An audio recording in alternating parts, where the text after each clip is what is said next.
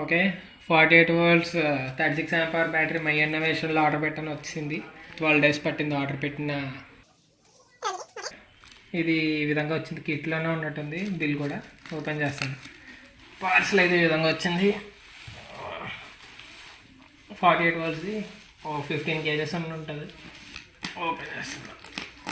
ఈ బిల్స్ జాగ్రత్త పెట్టుకోవాలి. 3 years వారంటీస్ గ్యారంటీస్కి స్లిప్.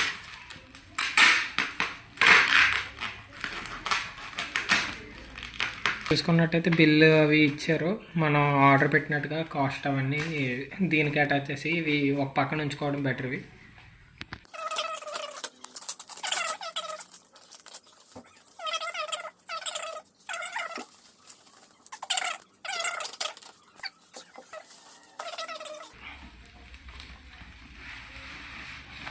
ఇవి ఏం డ్యామేజ్ అవ్వకుండా బాగానే ఉంది.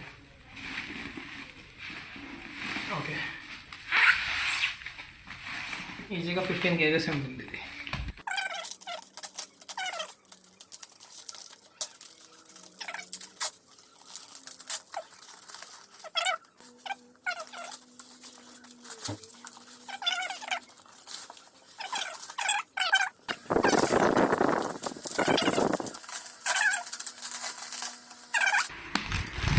ఓకే, మనం చూడొచ్చు మొత్తం సైడ్ మొత్తం బోల్డ్స్తో ప్యాక్ చేశారు, మొత్తం మెటల్ చేసి.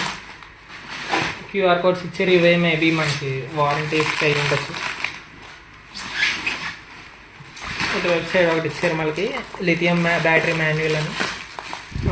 లిథియం బ్యాటరీ ఇన్స్ట్రక్షన్స్ అన్నీ కూడా దీని మీద రాశారు. మొత్తం చూసినట్టయితే ఇలా వచ్చాయి 3 sockets. కొంచెం ప్యాంట్స్ అవి పోయాయి, కొంచెం టెంట్స్ అవి లైట్గా వచ్చాయి, కానీ పర్లేదు. అవి ప్యాకేజ్ షిప్పింగ్లో.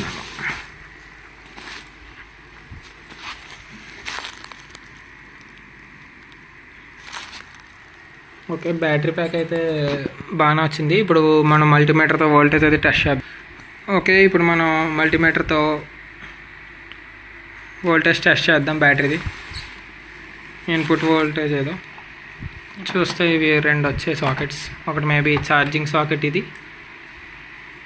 ఇదేమో అవుట్పుట్ మనం కనెక్షన్ దించుకోవడానికి, ఇది పట్టుకోవడానికి హెవీ హ్యాండిల్.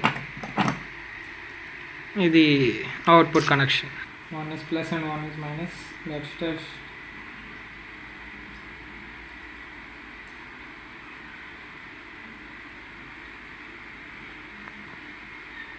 ఓకే, మనం చూసినట్టయితే 50.2 volts వస్తుంది, అంటే ఫుల్ ఛార్జ్లో ఉంది.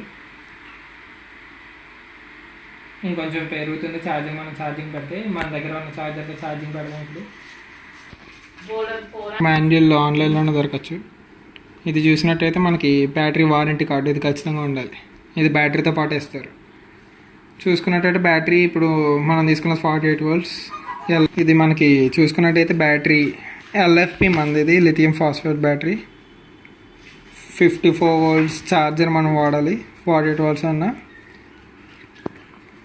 ఒకసారి మాన్యువల్ చదివి దాని తర్వాత దీన్ని ఆపరేట్